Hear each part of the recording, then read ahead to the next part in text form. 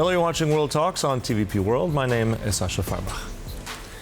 Gamescom, one of the world's largest video game events, gets underway in Cologne Wednesday, showcasing the enormous commercial potential of digital technology, an industry in which Poland has become a significant global player.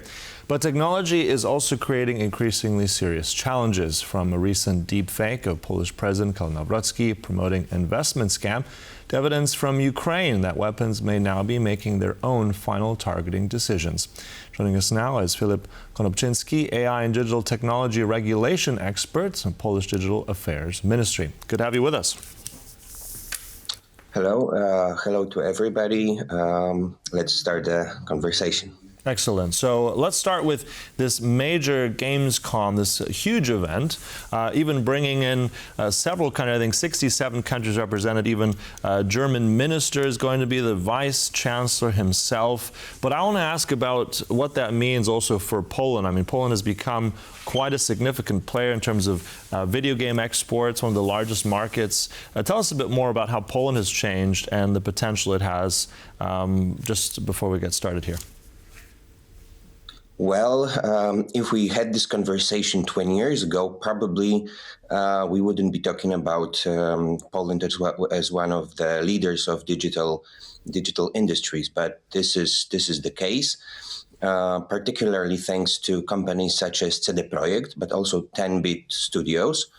We can be proud of the fact that video game industry is one of the fastest growing industries in the whole of Polish economy, particularly when it comes to exports. At some point during the pandemic, CD Projekt was even the largest companies on the Polish stock exchange, overpassing the national champions dealing with issues such as gas and fuel. So we are talking about serious money here. Yeah, serious money. And just so some viewers can see that's an image from this new Witcher 4 that's coming out. That's one of those products, those games from CD Projekt Red. I think also at this point, the largest gaming company in Europe, even surpassing other ones there. So that's interesting. But also a major project due to be released soon, 500 developers, major title there. But I want to go more into the consumer electronics of this Gamescom, because I mean, we're looking at gaming on one hand, but I want to get more into the dual use aspect of that and how technology is also very much present in terms of what we see today in modern warfare. Tell us a little bit more about that, and specifically about what's happening in Ukraine right now. One particular incident from the summer, this drone that was down, seems to have involved AI on its targeting decision. Tell us a bit more of what we know from that. Well, I'd like to start with a little bit of history.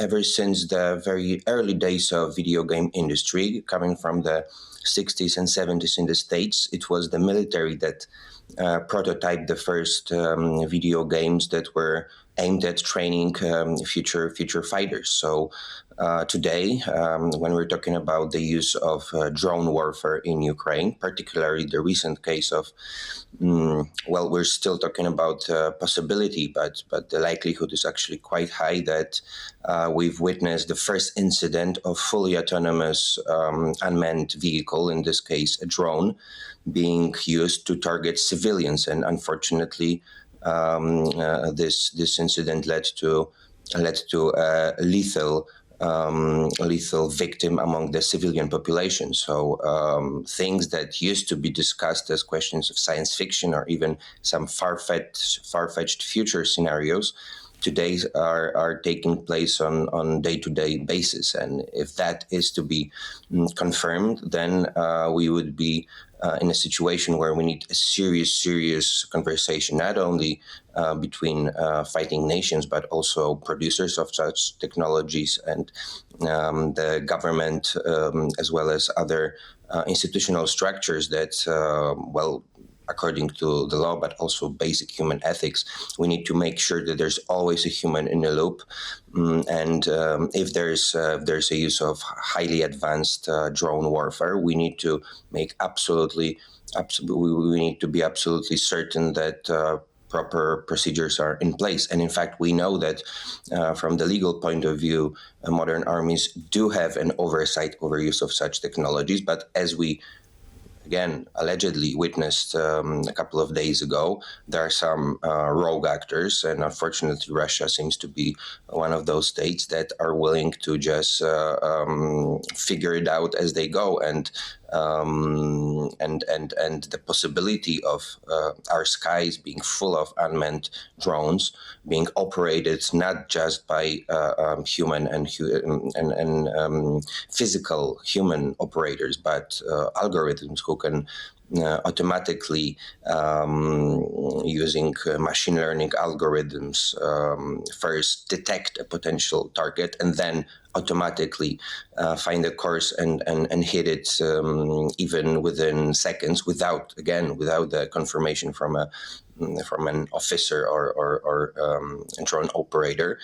Well, that could lead to a really dark and gloomy scenarios. And obviously, there is a pressure from the military side to be as efficient as possible, but this bears very, very bad resemblances to, for instance, the use of lethal poisonous gases during the First World War,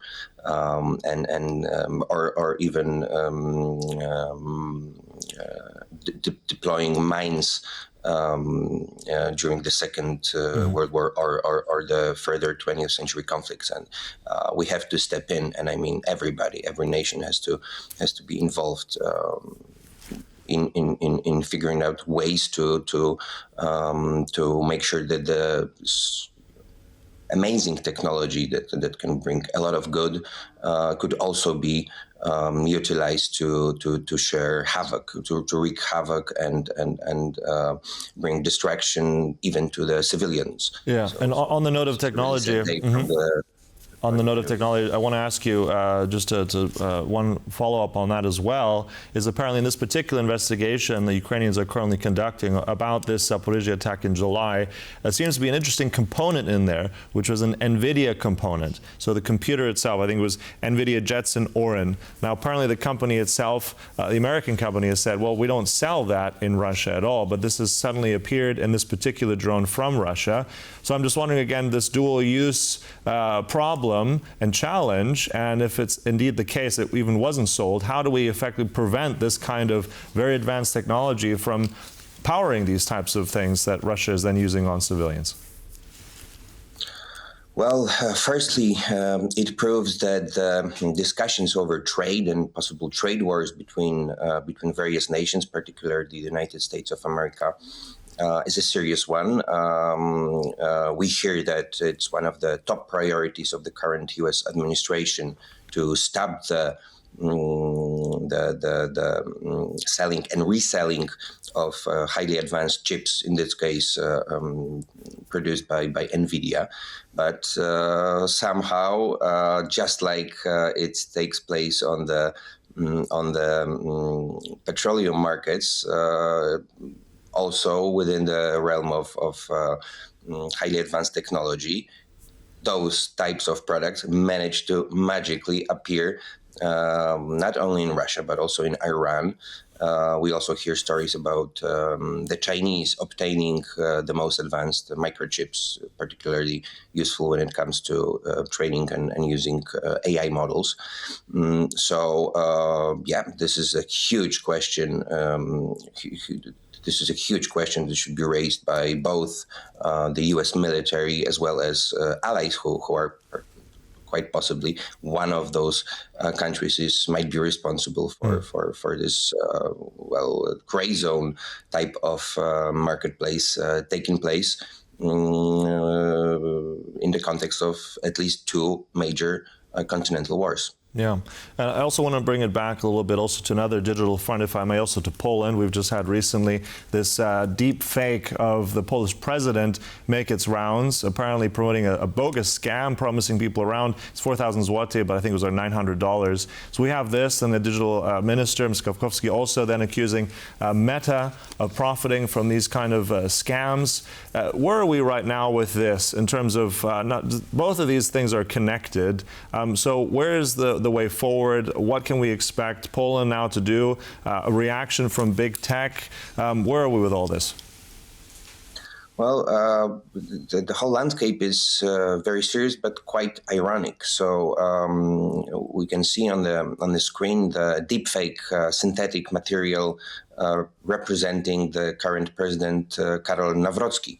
The very same person that a couple of months ago vetoed a bill that would lead to implementation of Digital Service Act, a piece of legislation drafted on the European level and already enforceable in whole of Europe. But when it comes to Poland, due to the veto, there are no direct legal measures that could be deployed on a national level, and that's how I understand the decision of the Polish Minister of Digital Affairs to bring it up and escalate this legal question to the European Commission.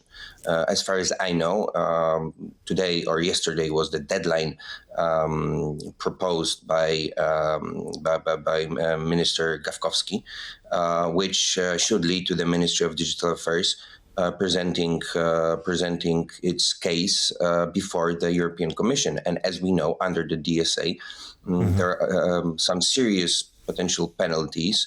Yeah, serious penalties indeed. I'm afraid I'll have to jump in there. Look, there's much more. We won't solve the digital dual-use issue, but look, thanks so much for all that. Really appreciate it, Filip Konopczyński there. Thanks for your insights today. Thank you. And thank you for watching World Talks, but stay right here on TVP World for more news and commentary. Goodbye.